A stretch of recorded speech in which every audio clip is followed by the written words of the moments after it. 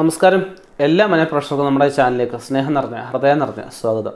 നമ്മുടെ പറയാൻ പോകുന്ന വിഷയം, അനവധി അടക്കം നടന്ന ഭൂമിയിൽ താമസിച്ചു കഴിഞ്ഞാൽ പലരും വീട് വെക്കാനായിട്ട് ഇറങ്ങുമ്പോൾ വന്നിട്ട് ദൈവാധീനം നോക്കാറുണ്ട്. ആ വീട് വെക്കാൻ ഉദ്ദേശിക്കുന്ന ഭൂമി നല്ലതാണോ, എന്തെങ്കിലും ദോഷങ്ങളുണ്ടോ? അപ്പോൾ അങ്ങനെ നമ്മൾ നോക്കുമ്പോഴായിരിക്കും കേരളത്തിൽ എന്ന് വെച്ച് കഴിഞ്ഞാൽ നമുക്ക് ദഹനം, അതായത് അടക്കം ചെയ്യാതെ ദഹനക്രിയ ചെയ്യാത്ത ഒരു ഇതുമില്ല.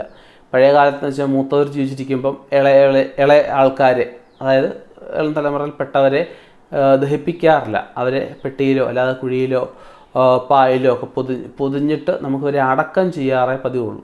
പഴയ കാലത്തായാലും ഈ സന്യാസിമാരെ അല്ലെങ്കിൽ യോഗീശ്വരന്മാരെയൊക്കെ നമുക്ക് ഇരുത്തി ഭസ്മം നിറച്ചിട്ട് അവരെ മണ്ണിട്ട് മൂടി ആ ഭാഗത്ത് തറ കെട്ടി അവരെ പൂജിക്കാറൊക്കെ പതിവുണ്ട് അല്ലേ.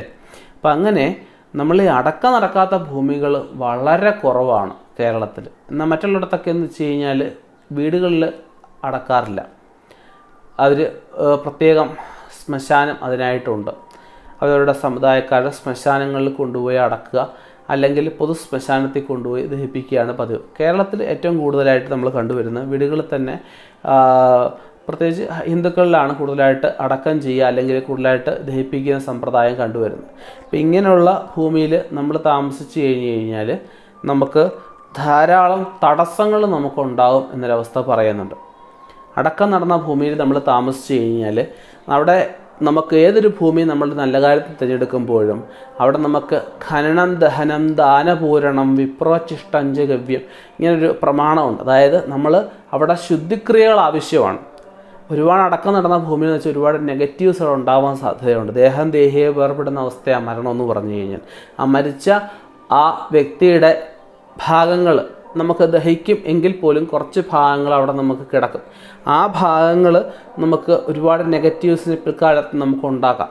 അതിന് നമുക്ക് ആ ഭാഗത്തെ മണ്ണ് അല്ലെ ആ ഭാഗത്തെ ശരീരഭാഗങ്ങൾ ദഹിച്ച ചാരം അല്ലെ കരിക്കട്ട എന്താണോ അതെടുത്ത് നമ്മൾ ആർക്കും ദോഷമില്ലാത്ത എവിടെയെങ്കിലും കൊണ്ടുപോയി കടലിലോ ആറ്റിലോ എവിടെയെങ്കിലും നമുക്ക് ആർക്കും ദോഷമില്ലാത്ത രീതിയിൽ അതുകൊണ്ട് നിബഞ്ജനം ചെയ്യുക. അതിനുശേഷം നമുക്ക് പുതുമണ്ണ് നിറയ്ക്കുക, ഖനനം കുഴിച്ച ഇതെല്ലാം എടുത്ത് കളയുക. ഖനനം, ദഹനം, അതായത് നമുക്ക് ശുദ്ധമായിട്ടുള്ള നമുക്ക് ദർഭപ്പുല്ലുണ്ട്, അത് കത്തിച്ച് അവിടെ ദഹിപ്പിക്കുക. അതായത് എന്തൊരു ഇതായാലും അശുദ്ധിയായാലും നമുക്ക് ശുദ്ധിക്രിയ, അതായത് നമുക്ക് അഗ്നി കൊണ്ട് ശുദ്ധമാവാത്തൊന്നുമില്ല. പഞ്ചഭൂതങ്ങളിൽ പ്രധാനിയാണ് അഗ്നി. അവിടെ ആ പുല്ലിട്ട് അവിടെ കത്തിക്കുന്നതിലൂടെ നമുക്ക് ആ ഭാഗം ശുദ്ധമായി എന്നുള്ളത് നമുക്ക് സങ്കല്പമായി. ഖനനം, ദഹനം, അടുത്ത ദാനപൂരണം, വിപ്രോച്ചിഷ്ടഞ്ചഗവ്യം. നല്ല ആചാര്യന്മാരെ കൊണ്ടുവന്നിട്ട് അവർക്ക് ആഹാരം, കലികഴിച്ചിട്ട് മുതലായ കാര്യങ്ങൾ, ദക്ഷണ, വസ്ത്രമൊക്കെ കൊടുത്ത് അവരെ തൃപ്തിപ്പെടുത്തി അവർ കലികഴിച്ച വെള്ളമൊക്കെ അവിടെയൊക്കെ വീഴുന്നതിലൂടെ ഒരു ശുദ്ധിയാകും എന്നൊരവസ്ഥ പറയുന്നുണ്ട്. അതിനുശേഷം നമുക്ക് അവിടെ എല്ലാം ഉഴുത് മറിച്ചിട്ട് നവധാന്യങ്ങൾ വിതറി 7 ദിവസം കൃത്യമായിട്ട് ഒരു നേരം വെള്ളം തളിക്കുക.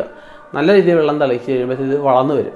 പശുവിനെയും പശുക്കുട്ടിയെയും കൊണ്ടുവന്ന് ഈ പുല്ല് ഒക്കെ തീറ്റിച്ച് നമുക്ക് അവരുടെ ചാണകവും ഗോമൂത്രവും ഒക്കെ അവിടെ വീഴുന്നതിലൂടെ നമുക്ക് ആ ഭൂമി ശുദ്ധിയാകുന്നൊരവസ്ഥ പറയുന്നുണ്ട്. ആ അനവധി അടക്കം നടന്ന ഭൂമി അത് ശ്മശാനമായിട്ട് മാറും.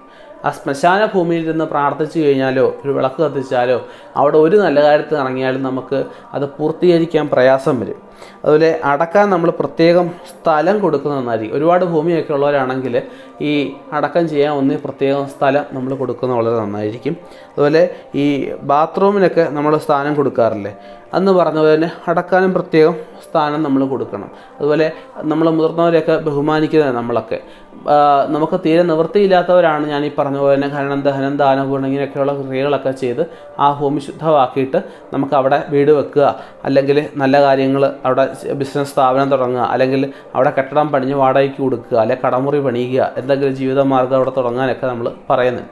തീരെ നമുക്ക് വസ്തുക്കൾ കൂടുതലുള്ളവരാണെങ്കിൽ ഈ ക്രിയകളൊക്കെ ചെയ്ത ശേഷം ഒരു പ്രത്യേക സ്ഥാനം നമ്മൾ കൊടുത്തിട്ട് നമുക്ക് സെപ്റ്റിക് ടാങ്കിന് ഓരോന്നിനും സ്ഥാനം കൊടുക്കാറില്ലേ എന്ന് പറഞ്ഞാൽ ആർക്കും ദോഷമില്ലാത്ത, പ്രത്യേകിച്ച് തെക്ക് ഭാഗത്ത് ഒരു പ്രത്യേക ഒരു സെൻറ്റോ 2 സെൻറ്റോ ഭൂമി അടക്കം ചെയ്യാനായിട്ട് ഇട്ടിട്ട് ബാക്കിയുള്ള ഭൂമിയിൽ നമുക്ക് എന്ത് വേണമെങ്കിൽ ചെയ്യാം. അവിടെ നമുക്ക് ശ്മശാന ഭൂമിയായിട്ട് മാറത്തില്ല, ഒരു നെഗറ്റീവും ഉണ്ടാകത്തില്ല. ഒരാളുടെ മനസ്സ്, ശരീരം നിൽക്കുന്ന സ്ഥലം, ഇത് 3 ശുദ്ധമാണെങ്കിൽ മാത്രമേ ഏതൊരു ഭഗവാനെ വിളിച്ചാലും ആ ഭഗവാൻ വിളിയേക്കുള്ളൂ. അതിൽ പ്രധാനമാണ് നമ്മൾ നിൽക്കുന്ന, താമസിക്കുന്ന സ്ഥലം. ഒരു ഭൂമി നമ്മൾ തിരഞ്ഞെടുക്കുമ്പോൾ തീർച്ചയായിട്ടും നിങ്ങളത് നോക്കണം. ഒരുപാട് അടക്കം നടന്ന ഭൂമിയാണെങ്കിൽ ഇങ്ങനെയുള്ള ശുദ്ധിക്രിയകൾ ചെയ്ത്, ഇനിയും ചില ദുർമരണം നടന്ന ബാധാവിഷയങ്ങളൊക്കെ ഉണ്ടാവും, ചില ബാലമൃതികളൊക്കെ നടന്നു, ബാലച്ചാവുകളൊക്കെ ഉള്ള, അതൊക്കെ നമ്മൾ ആവാഹിച്ച് മാറ്റണം. ആവാഹിച്ച് മാറ്റിയിട്ട് വേണം ഈ ശുദ്ധിക്രിയകൾ ചെയ്യാനായിട്ട്. ശുദ്ധിക്രിയ ചെയ്തതിന് ശേഷം നമുക്ക് അവിടെ ഭൂമി പൂജയൊക്കെ ചെയ്ത് ഗണോദ്യോഗമൊക്കെ ചെയ്ത് നമുക്ക് അവിടെ കല്ലിടുകയും പുതിയ പെരപണിയോ എന്ത് കാര്യങ്ങളും നമ്മളവിടെ നോക്കാം. ശ്മശാന ഭൂമിയായാൽ പോലും നമുക്ക് മനുഷ്യവാസയോഗ്യമായ ഭൂമിയാക്കി മാറ്റാൻ ധാരാളം വിധികൾ നമ്മുടെ ശാസ്ത്രത്തിൽ പറയുന്നുണ്ട്. അത് കൃത്യമായി ചെയ്തെങ്കിൽ മാത്രമേ നമുക്ക് അതിൽ ആ ഒരു ഭൂമി കൊണ്ട് മെച്ചം ഉണ്ടാവുള്ളൂ. നടക്കം ചെയ്യാത്ത ഭൂമികൾ കണ്ടു കിട്ടാൻ തന്നെ വളരെ പ്രയാസമാണ്. നമ്മൾ ഭൂമി വാങ്ങിക്കുന്നുണ്ടെങ്കിൽ നമ്മൾ ആദ്യം ആ ഭൂമിക്ക് ദൈവാധീനം നോക്കുക. പിന്നെ പറഞ്ഞ പോലെ മാറ്റാൻ പറ്റുന്ന ദോഷങ്ങളുള്ള ഭൂമികൾ മാത്രമേ വാങ്ങിക്കാവൂ. ഒരുപാട് ദോഷങ്ങൾ, ഒരുപാട് അനർത്ഥങ്ങളെ വിളിച്ചു വരുത്തുന്ന, ഒരുപാട് ഐശ്വര്യങ്ങളുള്ള ഭൂമികൾ കഴിവതും വാങ്ങിക്കാതിരിക്കുക. ഇനി വാങ്ങിച്ചു പോയിട്ടുണ്ടെങ്കിൽ അതിന് പ്രതിവിധികൾ ചെയ്യുക. പ്രതിവിധികൾ ചെയ്ത് നമുക്ക് വീടോ സ്ഥാപനം എന്താണെന്ന് വെച്ചാൽ തുടങ്ങുക. തീർച്ചയായിട്ടും രക്ഷ നേടാൻ പറ്റും. ഇനിയും ഇതുപോലെയുള്ള വ്യത്യസ്തമായ വിഷയങ്ങളായിട്ട് നമുക്ക് കണ്ടുമുട്ടാം. നിർത്തുന്നു. നന്ദി, നമസ്കാരം.